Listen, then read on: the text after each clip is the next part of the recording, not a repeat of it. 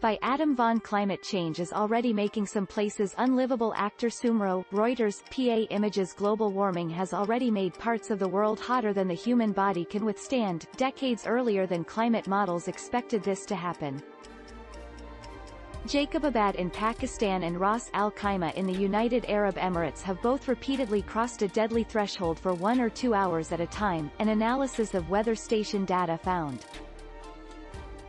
Wet bulb temperature (TW) is a measure of heat and humidity, taken from a thermometer covered in a water-soaked cloth. Beyond a threshold of 35 degrees Celsius (TW), the body is unable to cool itself by sweating, but lower levels can still be deadly, as was seen in the 2003 European heatwave that killed thousands without passing 28 degrees Celsius (TW). Advertisement. A US-UK team analyzed weather station data across the world, and found that the frequency of wet bulb temperatures exceeding temperatures between 27 degrees Celsius (TW) and 35 degrees Celsius (TW) had all doubled since 1979. Though 35 degrees Celsius (TW) is thought of as a key threshold, harm and even death is possible at lower temperatures, so the team included these in their analysis.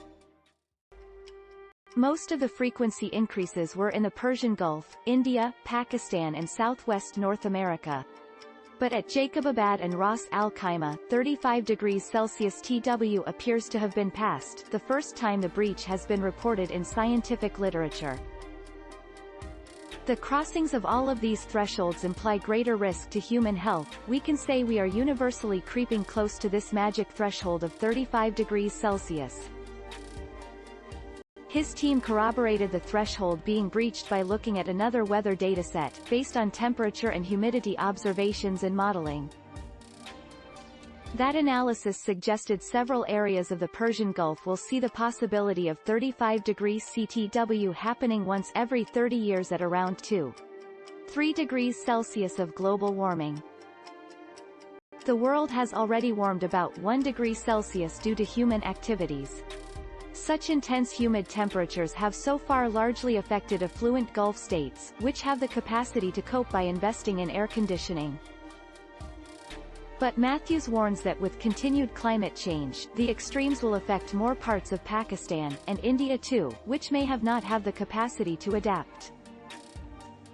Even if they could, it would require huge amounts of energy for cooling, further exacerbating climate if it came from fossil fuels. We are already exquisitely close, closer than we thought, to that line in the sand, he says. While there are uncertainties over temperature and humidity readings from a few weather stations, because of where they are sited or how they are calibrated, Matthews says the overall picture is unequivocal. The implications of this study are that such extreme conditions which push the tolerance of the human body are not as far off into the future as we thought, at least in a few locations on Earth, he says. Thanks for watching. Please subscribe.